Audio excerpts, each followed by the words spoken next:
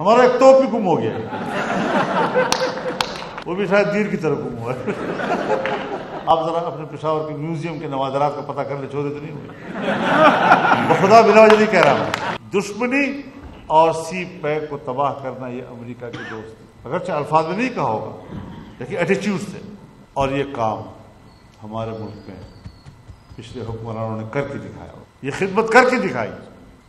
اور جب ہم نے چینیوں سے معلوم کیا کہ بھئی کیا ہو گیا ہے مسئلے کو، تو انہوں نے بتایا کہ آپ کا حکمران کہتا ہے کہ پاکستان میگا پروجیکٹ کا متحمل نہیں ہے، ہم لوگ میڈیم لیول اور مائکرو لیول کی کاروبار کرنا چاہتے ہیں، یعنی مرغیوں کا، کٹوں کا، گدھوں کا، یہ لیول کا کاروبار اگر آپ کر سکتے ہیں تو ہم کرنے کو تیار ہیں۔ ملک کی معیشت کو زمین بوس کر دیا ہے لوگ، پھر بھی ہم امیدیں وابستہ کی ہوئے ہیں کس چیز کی؟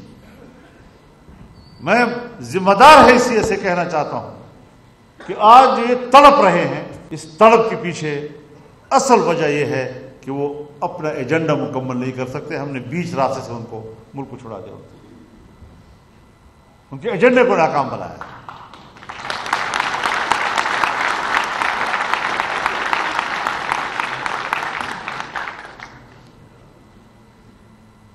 اور پھر ایک کاغذ لہرایا کہ میرے خلاف سازش ہوئی، وہ کوئی سازش نہیں ہوئی، ہم اعلان کرتے ہیں کہ ہم نے تمہیں گرایا ہے۔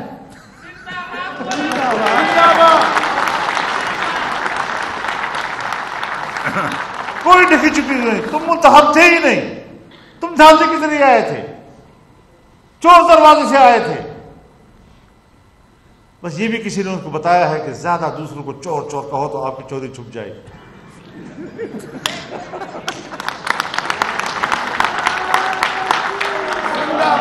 دوسروں کو چور چور کہنے سے اپنی چوری نہیں چھپتی، توشہ خانہ پھر بات کرے گا۔